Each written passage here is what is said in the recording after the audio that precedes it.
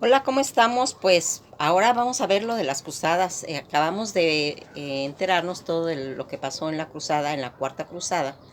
Y pues lo que hemos ido viendo y observando es que toda esa convocatoria para conquistar, para recuperar Tierra Santa, tierra de Jerusalén, que estaba bajo los dominios de los musulmanes, pero no hay que olvidar una situación, que en realidad los musulmanes son los que son los dueños y que tanto Francia como Inglaterra pues querían recuperarla, pero son tierras del Medio Oriente, que son los conflictos que actualmente todavía siguen, porque esa situación no se ha acabado de regenerar. Y en esas cruzadas ellos tenían esa convocatoria de todos los papas que habían convocado a los nobles, a los reyes y a todas las abadías para que fueran a recuperar tierras santas, pues era nada más como una extensión de recuperar toda esa división que se hizo en cuestiones religiosas, tanto en el catolicismo, en Oriente, como en las cuestiones de Occidente, en los aspectos ortodoxos.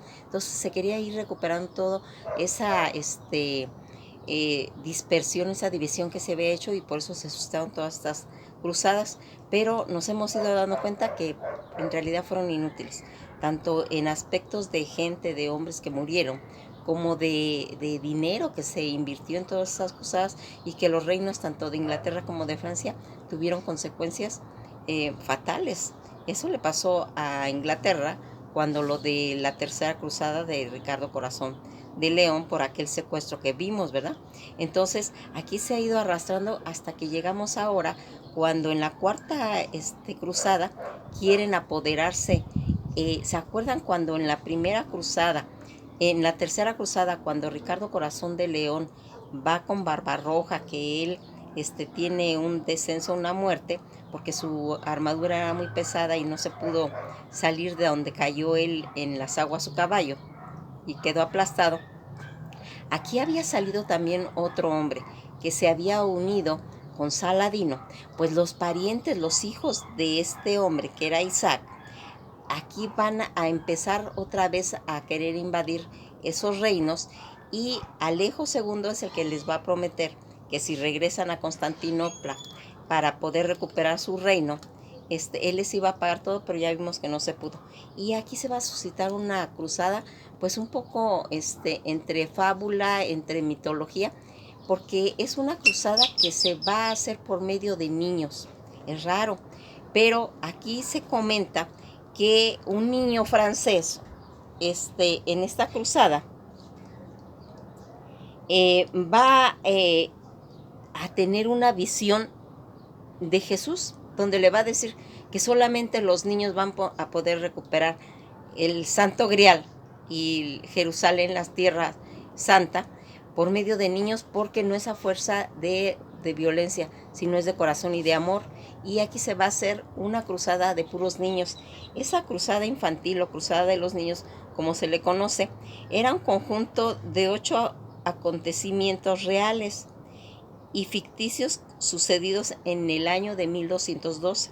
Tras la visión de un muchacho alemán o francés, los niños que marchan hacia adelante del sur de Italia, y la venta de esos niños como esclavos que les permitieron, porque ellos salieron de un puerto acompañado de piratas, y se cuenta que esa cruzada pues no llevó a ningún término favorable, y al contrario, a esos niños se les vendieron como esclavos.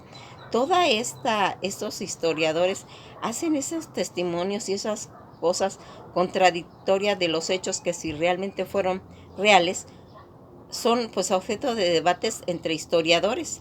La versión original que se comenta acerca de todo esto, se dice que esta versión tradicional de las cruzadas infantiles comprendía un acontecimiento con referencia similar.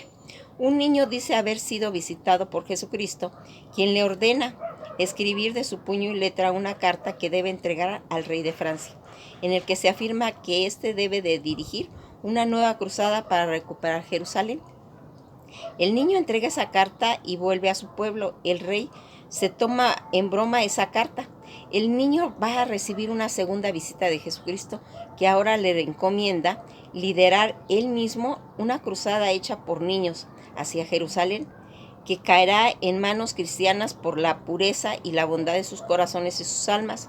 Se dice también que no debe de temer por el mar, ya que él se abriría como ocurrió cuando pasó Moisés. Ese era uno de los comentarios que se hacían en esta cruzada de niños. Al mismo tiempo, un niño alemán asegura que también él había sido mandado por Jesucristo en la misma empresa y reunirse con un número bastante de niños menores en cuestión de nacionalidad alemana.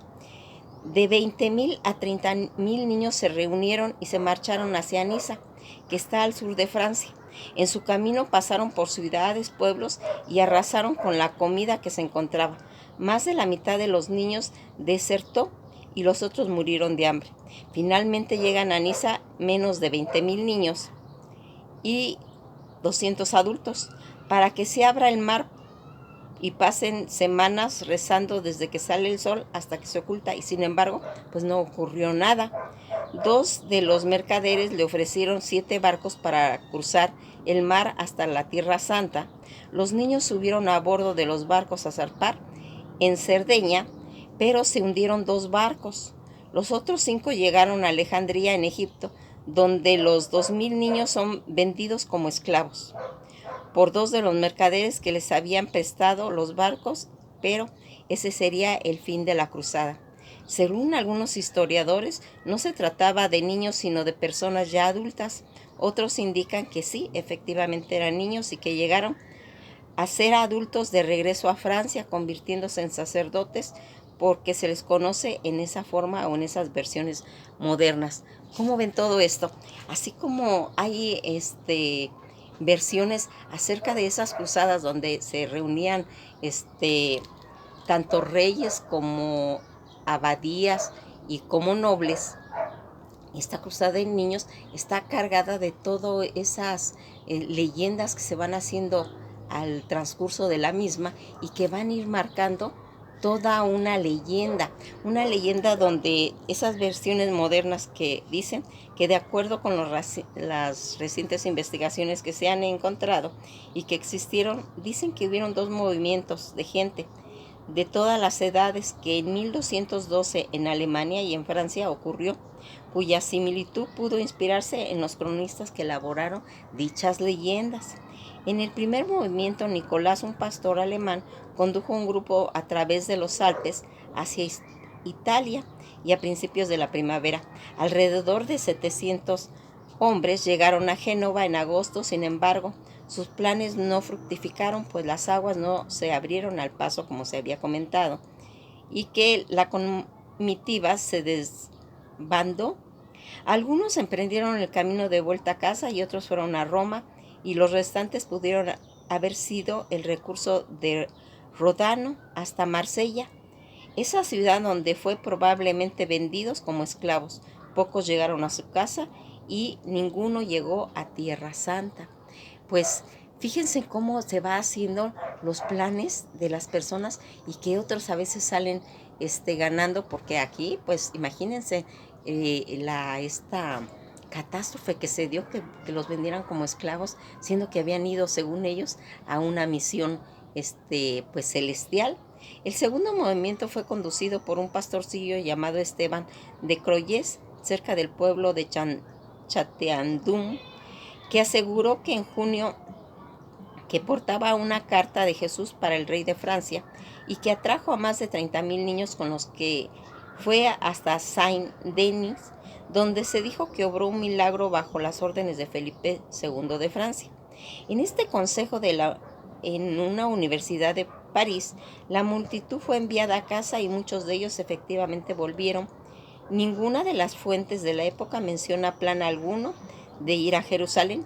Las investigaciones recientes sugieren que los participantes no eran niños, o por lo menos no eran tan jóvenes. Al principio de la década de 1200, un grupo de vagabundos aparecieron en Europa. Era gente desplazada por los cambios económicos que forzaron a muchos campesinos, tanto pobres del norte y de Francia como de Alemania, en vender sus tierras. Estos grupos fueron denominados pueril, que en latín quiere decir chicos, niños. Esta forma condescendientes Podría haber sido que trajo como resultado esta banda de hombres pobres que se unieron a esa protesta religiosa de transformar y vagar forzosamente por las regiones y las misiones religiosas. Los pueri marcharon y siguieron la cruz cristiana y asociándose al viaje bíblico de Jerusalén. Sin embargo, esto pues no hizo nada ni llegaron a la Guerra Santa. Pues fíjense en que todo esto que vamos mencionando aquí son cuestiones que se van sacando de fuentes de acuerdo con, pues dicen que solo unas 50 fuentes de la época mencionan este tipo de acontecimiento que pasó en esas cruzadas, ya que es una época con pocas frases y medias páginas. Aquí se catalogan como tres tipos dependiendo de cuatro que fueron escritas en 1220 y escritas en 1220 hasta 1250. Los autores podrían haber estado vivos en esa época de las cruzadas y escribir, y sin embargo sus memorias, muchos de ellos fueron fuentes escritas hasta 1250.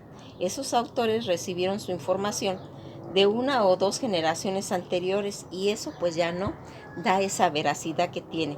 Todo esto que se está mencionando aquí y que hay cantidad de testimonios populares hicieron esa leyenda y que después se va a ir metiendo a la literatura para que quede plasmado como un acontecimiento que posiblemente ocurrió, pero que sin embargo puede haber sido únicamente una leyenda que se fue manejando.